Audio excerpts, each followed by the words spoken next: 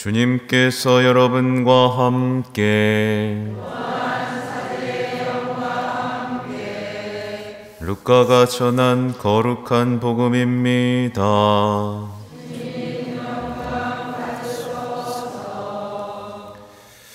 예수님께서 예루살렘으로 가시는 길에 사마리아와 갈릴레아 사이를 지나가시게 되었다. 그분께서 어떤 마을에 들어가시는데 나병 환자 10사람이 그분께 마주왔다. 그들은 멀찍이 서서 소리를 높여 말하였다. 예수님, 스승님, 저희에게 자비를 베풀어 주십시오. 예수님께서는 그들을 보시고 가서 사제들에게 너희 몸을 보여라 하고 이르셨다. 그들이 가는 동안에 몸이 깨끗해졌다.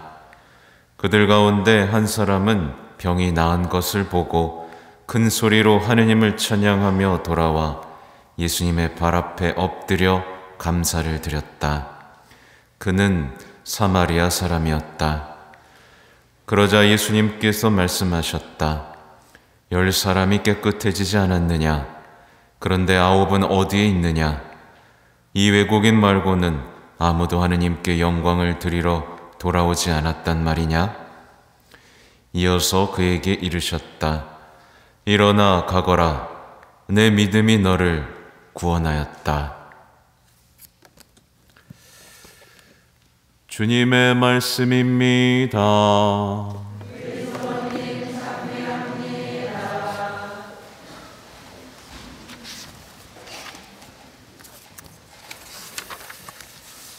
참 예수님,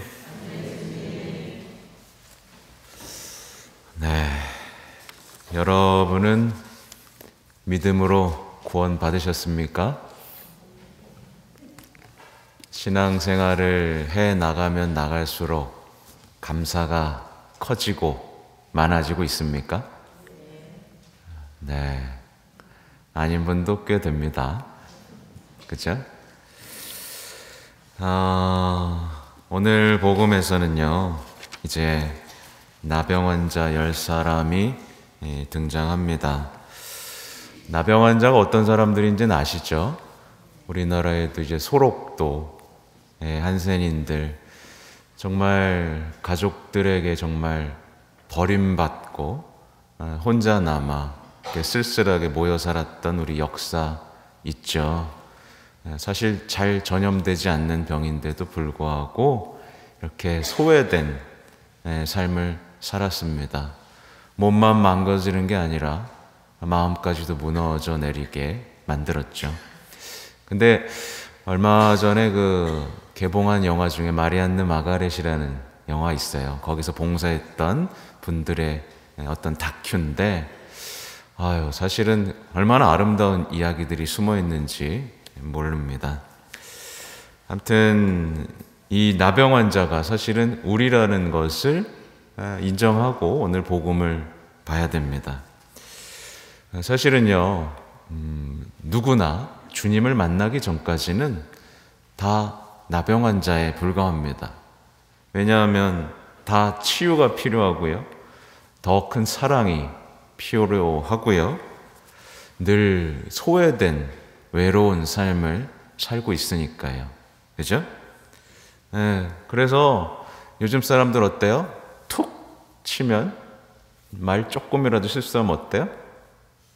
상처받죠?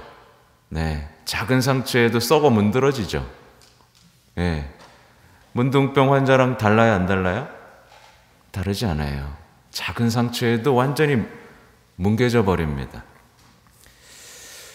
그렇게 소외되고 외롭게 살아가는 게 현대의 영적인 나병이라고 볼 수 있겠죠. 근데 많은 이들이 어때요? 이런 비참함을 숨기고 그 외롭고 고통스러운 그 위선과 거짓의 삶을 지탱해 나가고 있습니다. 여기서 해방되고 치유되는 방법은 오늘 복음에 나오는 것처럼 이렇게 간단한데 그렇게 하지 않고 있는 거죠. 마치 나아만 장수가 이렇게 간단한 걸 시켜 라고 하면서 치유받는 걸 거부했던 것처럼. 예, 그렇죠. 치유받는 법은 단순합니다. 우선 주님의 이름을 부르면 됩니다. 주님, 예수님, 그죠? 그분의 이름에 구원의 능력이 있고 치유의 능력이 있다는 걸 믿고 부르면 됩니다. 그리고 자신의 비참함을 인정하면 됩니다. 예. 그리고 어떻게 해요? 예수님께 자비를 청하면 됩니다. 예. 근데 이상하죠? 고쳐달라고 하면 되는데 왜 자비를 청할까요? 우리가 죄인이라는 걸 인정해야만 한다는 거죠. 우리는 죄인이고 그분은 죄를 용서해 주시는 분이라는 걸 이해하지 못한 상태에서 자비를 뻐끔뻐끔 외쳐봐야 우리는 낫지 못합니다. 근데 이렇게 쉬운 방법이 있음에도 불구하고 사람들은 어떻죠? 네, 주님을 진심으로 찾지 않습니다. 이 십자가 앞에서조차 왜 내가 자비를 청해야 되는지 모릅니다. 네, 그냥 자기가 원하는 것만 청하죠. 그러면서 자비를 청하면 될 것을 어렵게 살아갑니다. 어떻게 해요? 치유되기 위해서, 상처받지 않기 위해서 많이 배우고 많이 유튜브 보면서, 그죠? 상처 안 받는 법 막 공부합니다. 그죠? 예수님을 만나면 될 것을 사람을 만나고, 그죠? 예수님과 함께 기도하면 될 것을 여가와 놀이의 시간으로 탕진해버리면서 어때요? 더 나빠집니다. 더 죄 속에서, 더 불행 속으로, 그쵸? 더 상처받는 삶으로 나아가고 말죠. 생각보다 많은 신앙인들이요, 하느님과의 관계를 좁힐 생각을 하지 않습니다. 하느님과의 관계가 끊어진 게 곧 죄고 병인데 이 관계를 줄이려고 하지 않아요. 대신에 어떻게 하죠? 하느님을 내 인생에서 제외시키려고 자꾸만 노력합니다. 나 하느님 없어도 잘 살아. 말하자면 하느님 없는 낙원을 꿈꾸는 거죠. 이게 지금 세상 사람들의 삶의 방식인데 이걸 정확히 용어로 표현하면 무신론적 삶의 방식인 거예요. 그러니까 난 하느님 없어도 잘 살 수 있어. 하느님이 심판하시는 거 싫어. 난 누릴 것 다 누리면서 내 인생을 살고 싶어. 그러니까 하느님 없는 낙원. 그렇죠? 아담과 이브가 꿈꿨던, 어떻게 보면 그 낙원을 꿈꾸는, 죄 속에서 살면서도 자비를 청할 줄 모르는 거예요. 네. 다시 반복드리지만 십자가 앞에서 절로 주님 자비를 베풀어 주십시오 라고 해야 되는데 십자가 앞에서 어때요? 자비는 청하지 않죠. 도망가 버리고 내가 원하는 거 주지 않는다고 원망해 버리죠. 이미 아무것도 약속하지 않고 거짓과 사기로 드러난 세상의 삶의 방식으로 나의 나병을 치유하려는 사람들은 불행합니다. 그렇죠? 낫는 거 보셨어요? 못 보셨을 겁니다. 예수님께서는요, 그들의 청에 아주 간단하게 말씀을 하시죠. 가서 사제들에게 너희 몸을 보여라. 굉장히 단순하죠? 굉장히 단순합니다. 사실 우리가 나병 환자였다면 이 말을 듣고 어땠을 것 같으세요? 뭐야, 이랬겠죠? 좀 만져주고 안아주고 안수도 해주고 기도도 해주지 뭐 가라는 거야? 라는 말을 내뱉고 씩씩거리면서 돌아섰을지도 모르겠어요. 근데 예수님은요, 아무 설명이 없이 가라고 하십니다. 이 부분을 우리가 주목해야 되는 이유는요, 많은 분들이 어떻게 해요? 가라고 해도 안 갑니다. 멈춰선 채로 어떻게 해요? 내가 바라는 방식으로, 내가 바라는 때에 고쳐주길 바라는 겁니다. 기도할 때 보통 이러죠. 내가 바라는 방식, 내가 바라는 때, 내가 바라는 만큼 해주시길 바라죠. 근데 그런 신앙은 존재하지 않는 거예요. 나만에게서 드러나듯이 그런 신앙은 존재하지 않습니다. 신앙은요, 언제나 수고로운 여정을 요구하죠. 움직이는 겁니다. 그죠? 보장된 삶, 내가 알고 있는 어떤 방법을 떠나서 뭐예요? 시키는 대로 하는 겁니다. 시키는 대로 믿고 떠나는 거죠. 근데 그렇다고 해서 예수님이 어려운 걸 시키느냐? 그렇지도 않습니다. 그죠? 나만 장소 계속 얘기하지만 어려운 거 시켰습니까? 너무 쉬운 거 시켰죠. 그러니까 너무 쉬운 거 시킨다고 안 했어요. 그쵸? 굉장히 단순하고 쉽게 우리를 구원하고 치유하고 싶어 하시는데 사람들은 어려운 걸 찾아다닙니다. 그래서 성화되고 싶으면 제가 뭐 하라 그래요? 묵주기도만 열심히 해도 된다고. 제가 얼마 전에 강의도 올렸어요. 묵주기도만 진심으로 바쳐도 분명히 성화되는데 사람들은 대충 이거 한다고 내가 뭐가 되겠어 하면서 그죠? 이상한 헛된 묵주기도를 바치고 또 미사만 잘 드려도 우리 성화됩니다. 미사 전에 일찍 와서 묵주기도 같이 바치고 그날의 복음 무엇인지 먼저 묵상해 보고 그죠? 내가 혹시 주님 앞에서 합당하지 않은 게 있지 않은가 돌아보면서 충실히 고해성사하면서 미사만 바쳐도 성체만 제대로 모셔도 우린 성화됩니다. 그 단순함이에요. 근데 이 단순한 거 다 안 해놓고 뭐예요? 어디 가서 피정하고 어디 가서 공부하면 자기가 날 거라고 생각을 하죠. 굉장히 어리석은 믿음입니다. 우리는 시키고 시키는 대로 믿고 가면 됩니다. 예. 근데 이제 사람들이 갔죠. 근데 언제 났어요? 가는 동안에 났습니다. 이게 얼마나 놀랍습니까? 그냥 가는 동안에 나요. 그러니까 시키는 대로 하니까 자기가 언제 난지도 모르는 채 가는 동안에 나는 겁니다. 그러니까 우리가 신앙의 여정을 하는 동안 우리는 낫는 거예요. 그렇죠? 근데 나병 환자 모두가 병에 낫는데 단 한 사람만 돌아와서 주님 앞에 엎드려 감사를 하는 오늘의 장면이 나오죠. 마찬가지로 많은 그리스도인들이 예수님께로 돌아오고 있습니까? 안 돌아오고 있습니까? 안 돌아오고 있죠. 네, 딱 이 냉담자 비유라고 일치하고 있습니다. 90%가 냉담입니다. 굉장히 심각한 상황이죠. 그렇죠? 사실 여러분들 이 미사에 오늘 왜 오셨어요? 무엇 때문에 오셨죠? 고해성사 보기 싫어서? 지켜야 되니까? 사실은요, 이 미사도요, 감사라는 뜻을 갖고 있어요. 성찬절례라는 게. 여러분 감사하러 오신 겁니다. 일주일 동안 감사한 게 너무너무 많은데 이걸 가서 표현해야겠다라고 해서 감사하러 오신 거예요. 그죠? 네. 우리는요, 반드시 기억해야 됩니다.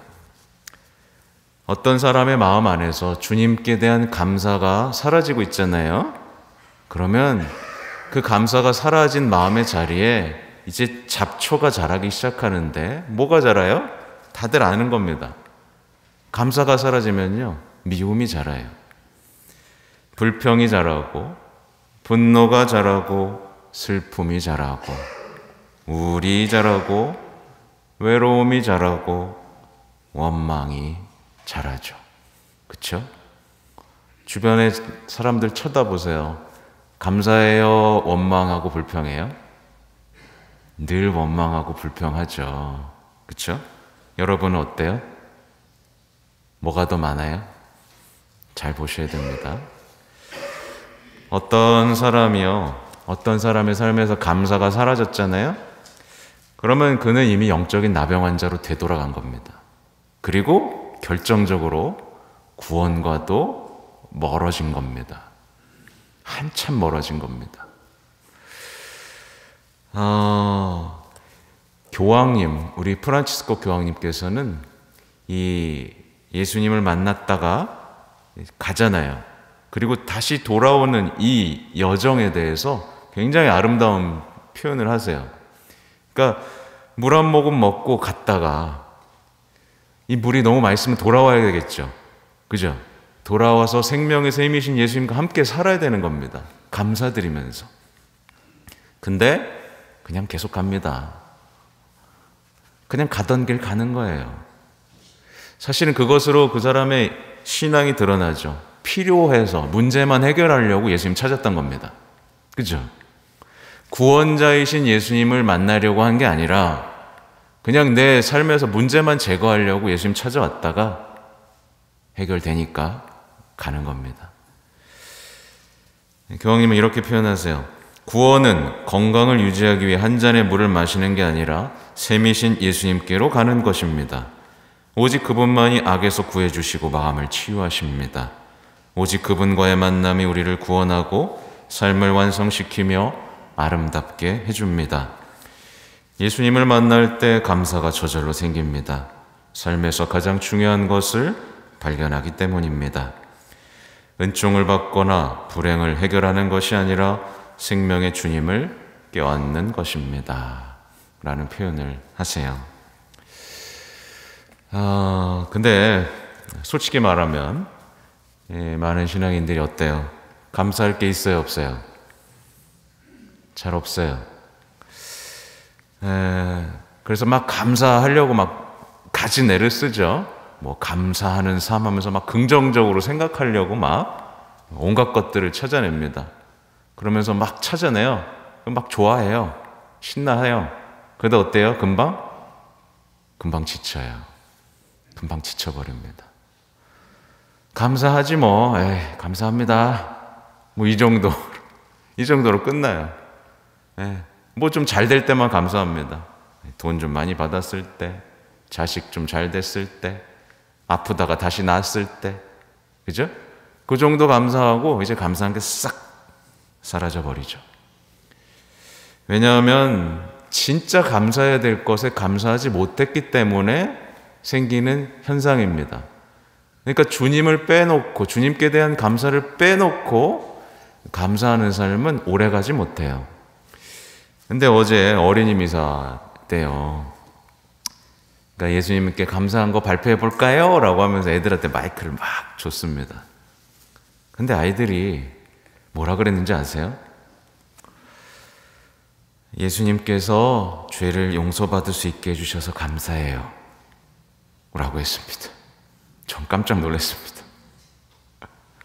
가장 본질적인 걸 하니까. 예수님 덕분에 우린 죄를 용서받을 수 있게 됐어요. 그것이 우리의 구원의 문이 열린 겁니다. 십자가 때문에. 감사하다고 아이가 그럽니다. 또 한 아이는 뭐라고 했냐면 예수님께서 천국을 마련해 주셔서 감사해요. 저는 진짜 가슴이 벅차 올랐습니다. 그죠? 우리는요, 감사할 게 너무나 많습니다. 예수님, 당신의 이름으로 기도할 수 있게 해주셔서 감사합니다. 예수님, 저희가 마음껏 사랑하고 마음껏 용서하고 살아도 돼서 감사합니다. 예수님 없었으면 우리 사랑할 수 없었거든요. 왜 사랑해요? 손해보는데. 그죠? 예수님, 저에게 어머니를 주셔서, 성모님을 주셔서 감사합니다. 이 기도가, 이 감사가 먼저 선행이 되면요, 이어지는 건 모든 것에 대한 감사합니다. 근데 이거 싹 빼놓고, 오늘도 맛있는 거 해주셔서 감사하고, 이런 거 하면 이제 지쳐버리는 거예요. 그죠? 신앙에서요, 여러분들 이것 잊지 않으셔야 됩니다. 방금 말씀드린 본질적인 감사를 하시면 모든 일에 감사할 수 있고, 그렇게 되면 여러분은 구원이 여러분의 것이고 천국도 여러분의 것입니다. 이 바오로 사도가 이렇게 말씀하셨어요. 언제나 기뻐하십시오. 끊임없이 기도하십시오. 모든 일에 감사하십시오. 이것이 그리스도 예수님 안에서 살아가는 여러분께 바라시는 하느님의 뜻입니다. 성령의 불을 끄지 마십시오. 성령의 불이 꺼지면요, 언제나 기뻐하는 게 아니라 늘 슬퍼하죠. 끊임없이 기도하는 게 아니라 기도를 끊어버리고, 그렇죠? 모든 일에 감사하는 게 아니라 모든 일에 불평하게 되죠. 나에게는 지금 성령의 불이 타오르고 있는가? 나의 믿음은 구원에 이르고 있는가? 예. 잘 돌아보시고 감사하는 마음으로 구원을 얻어내시기 바랍니다. 아멘.